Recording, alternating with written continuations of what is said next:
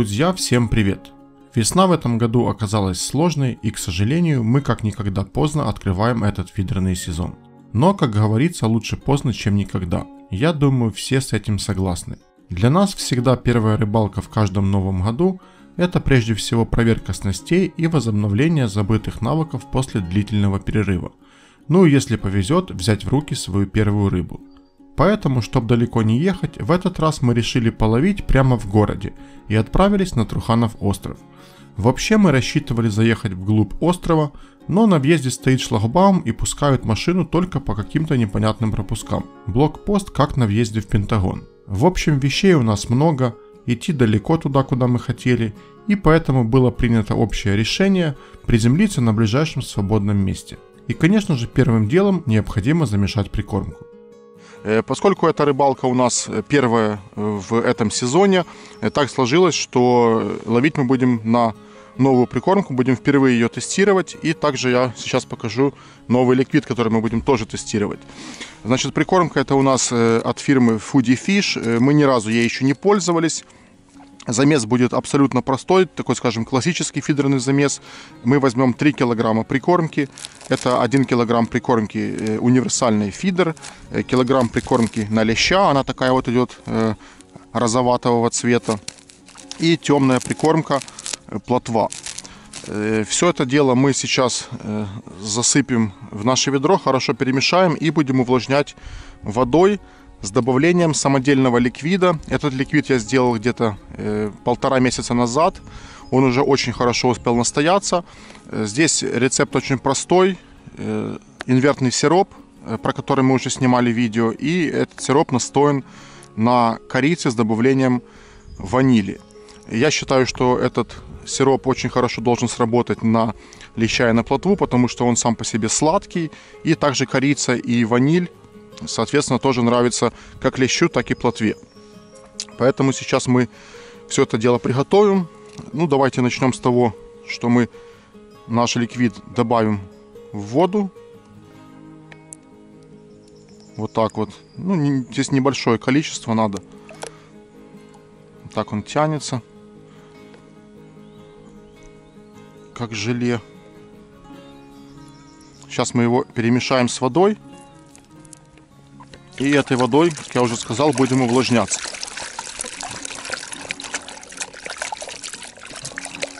Поскольку этот ликвид сделан на инвертном сиропе, а как известно, инвертный сироп очень хорошо растворяется в воде, очень быстро растворяется.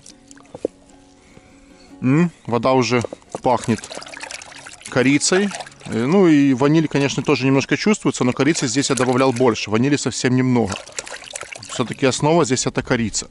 Так, ну и теперь высыпаем прикормку нашу. Сейчас мы ее понюхаем. Так, ну универсальная, фидерная, не имеет такого прям сильно насыщенного аромата.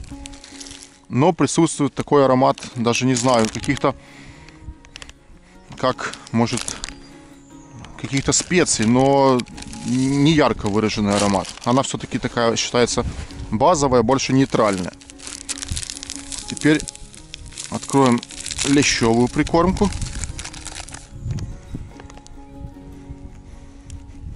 Кстати, я думал, она будет пахнуть чем-то сладким, но мне напоминает запах макухи.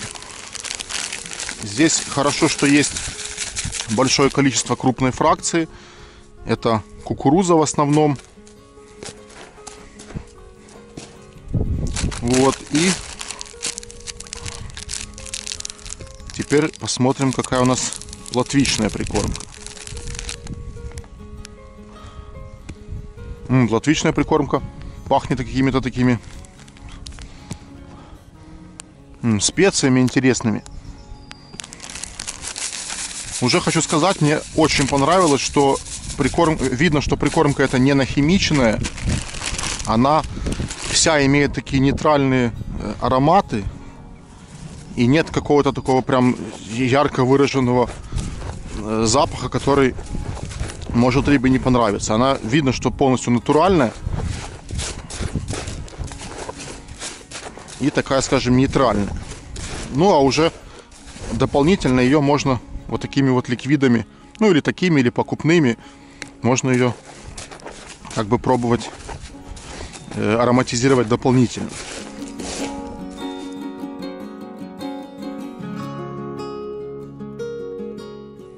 Ну вот я все это перемешал, пахнет вроде как такими специями. Ну, может, конечно, каждый по-своему это воспринимать, но мне реально пахнет специями. Ну все, увлажняем теперь. А водичка пахнет корицей. Причем самое интересное, что вот этот ликвид самодельный, он дает не только аромат, а еще и дает вкус. Потому что инвертный сироп, он сделан на сахаре, соответственно, он сладкий. Ну и корица с ванилью тоже имеет вкус. В общем, простой, но очень интересный замес. Сейчас мы его протестируем, посмотрим, как будет ловиться. Конечно, одна рыбалка это не показатель, но все равно тестировать надо. Всем рыбакам и любителям отдыха на природе рекомендую обратить внимание на украинский бренд Novator. Novator занимается производством качественных аксессуаров для рыбалки и активного отдыха, ассортимент которых постепенно пополняется. Но самое главное достояние Novator – это их раскладные кресла. На самом деле очень нечасто можно встретить такое соотношение качества и цены. Кресла Novator изготавливаются на основе прочного стального каркаса с диаметром трубы 22 мм. Все тканевые элементы выполнены из Оксфорда 1200D, тогда как большинство других производителей для этих целей используют Оксфорд 600D. А для максимального комфорта в сиденье и спинку вшит поролон, толщина которого целых 30 мм вместо 15 или 20, как это обычно принято. Механизм регулировки кресел изготавливается из полиамида, что делает его максимально крепким и надежным. А еще очень крутая фишка в том, что все комплектующие для кресел Novator изготавливаются в Украине, и в случае поломки сервис вам вышлет любую запчасть отдельно. Поэтому переходите по ссылке в описании, выбирайте себе рыболовное кресло и обратите внимание на цены, они вас точно приятно порадуют. Поскольку это место для нас новое, мы немного покидали эхолот и увидели, что бровка есть примерно на 70 метрах от берега. Там глубина около 6 метров, и только на этой точке эхолот нам показал рыбу. Конечно, постоянно бросать на такую дистанцию не очень комфортно, но деваться некуда. Хотя Влад решил второе удилище поставить недалеко от берега, вдруг там тоже что-то проклюнется. Ловить мы будем на червя и опарыша, а в качестве монтажей используем патерностер. Течения в этот день особо не было, поэтому хватало кормушки 70-80 грамм. Итак, первая поклевка. Стоит длинный поводок, один пенопласт и один опарыш.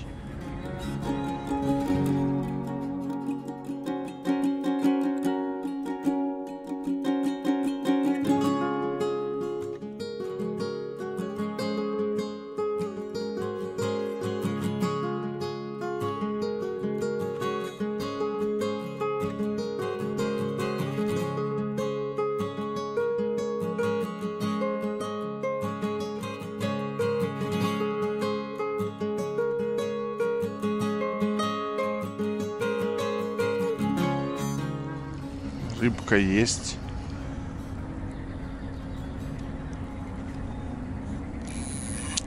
Это у нас плотва. Честно, так и думал, что это плотва, потому что именно плотва клюет так осторожно. Вот такая вот. Ну что ж, надо доставать садок. Кстати, это не просто очередная мелкая плотва. Это моя первая рыба в этом году. Поэтому мелочь, а все равно приятно. А какая рыба открывала ваш сезон? Напишите в комментарии.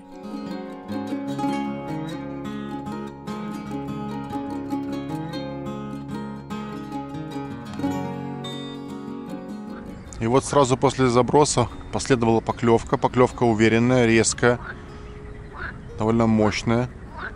Хорошо так дергает. Рыба есть, уже чувствуется.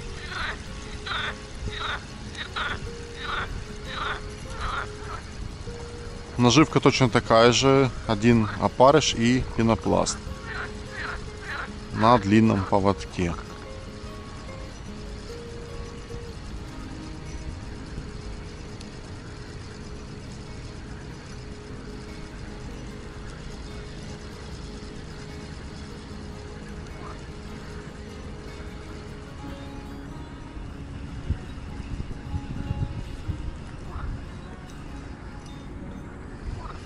Так. Подсака у Влада, а Влад отошел в магазин.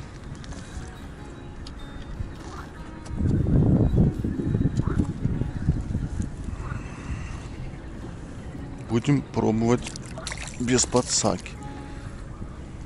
Это у нас подлещик.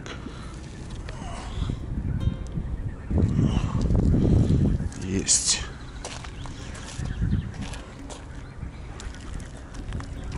Повезло, что он хорошо взялся и не сорвался, потому что без подсаки доставать опасно. Берег тут такой высоковатый.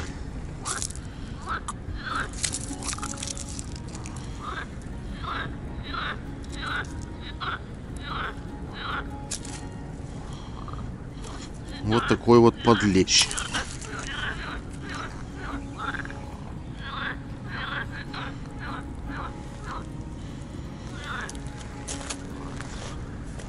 Это хорошо. Первый подлещик в этом сезоне.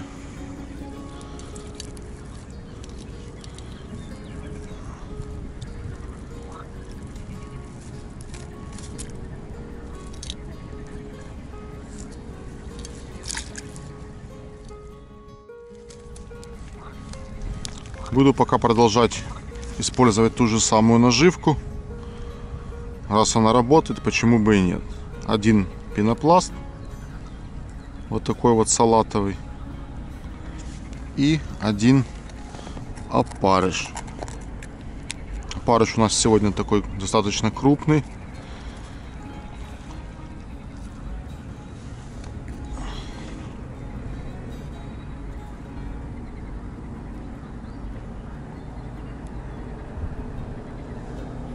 Вот, а крючок я использую вот такой вот.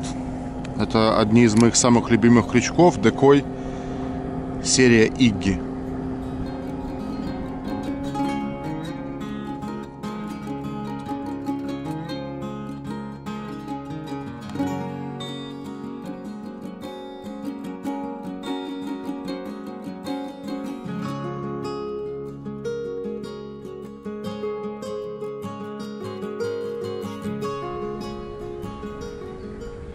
Только что было два небольших тычка. Вот еще мощный тычок был.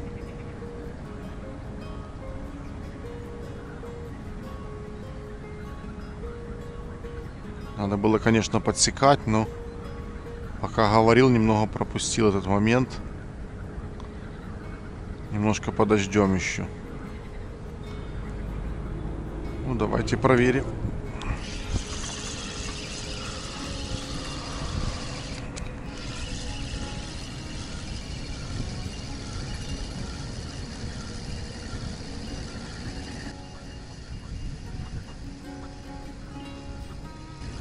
Похоже, что-то есть. Да, есть рыбка, но вообще маленькая. Как она, конечно, могла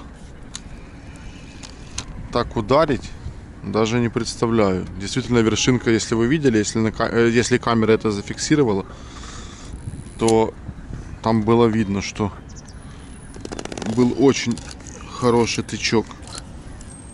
А рыбка совсем небольшая.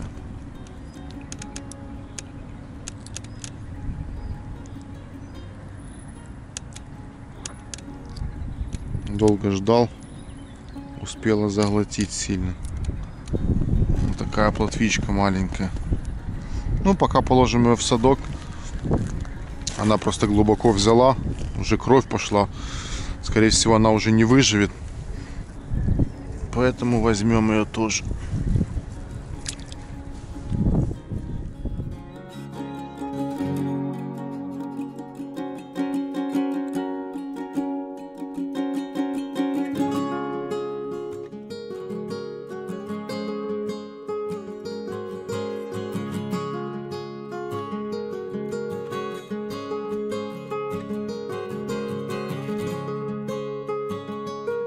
И как оказалось, Влад не зря одно удилище поставил рядом с берегом.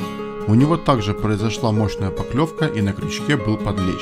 Только в этот раз он клюнул на красного червя. Вот так вот каждый из нас взял по одному подлещику на абсолютно разных дистанциях и разную наживку. Оп.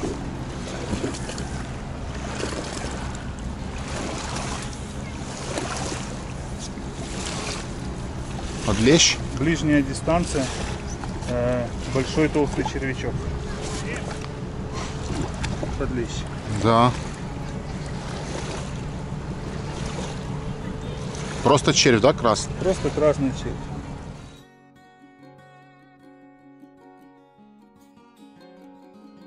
Сразу только забросил, сразу нападение и поклевка. Может, чехонь пришла?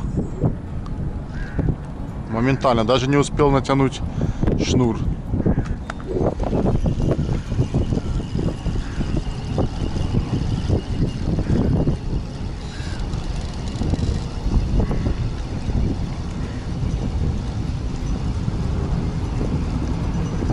Обычно чехонь так хватает.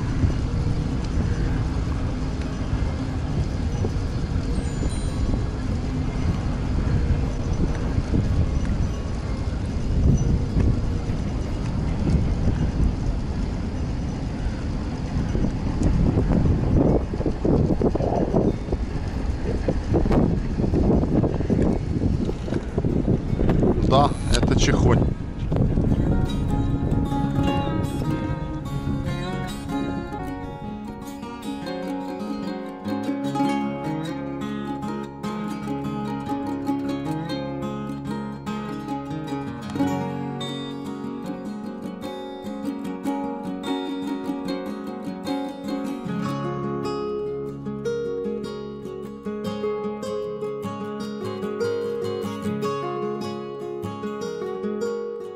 И вот рыбалка в таком же стиле продолжалась еще несколько часов.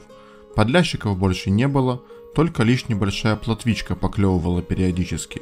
Уже была середина дня, начало жарить солнце, и мы решили не ждать вечернего клёва. Тем более, что на Днепре так и не дали воду, а как известно, без течения вероятность хорошего клёва здесь практически нулевая. Но в любом случае наше открытие состоялось. Все рыболовные навыки восстановлены, снасти намочены, руки пахнут рыбой. И еще бонусом получили по подлещику. В принципе, можно сказать, что план по этой рыбалке выполнен. Поэтому будем уже собираться и готовиться к следующим рыбалкам. А всем нашим зрителям желаем крепкого здоровья и побольше интересных продуктивных рыбалок. Спасибо, что вы с нами. Всем пока, до новых встреч.